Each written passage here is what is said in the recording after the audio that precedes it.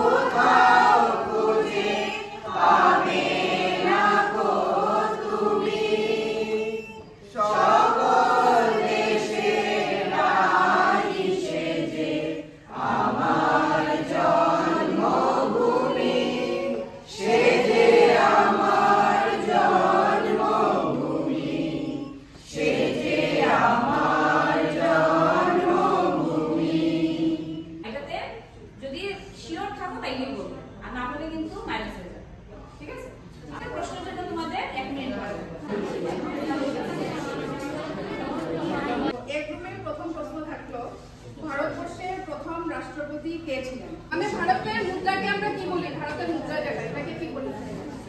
থেকে জাতির জনক আখ্যা দিয়েছিলেন। রামলালার প্রাণ প্রতিষ্ঠা কত তারিখে হয়েছিল?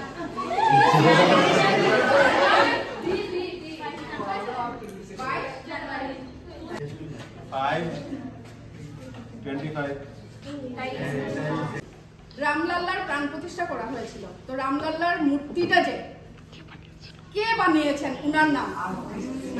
হাত তুলবে, মুখে কিছু না, হাত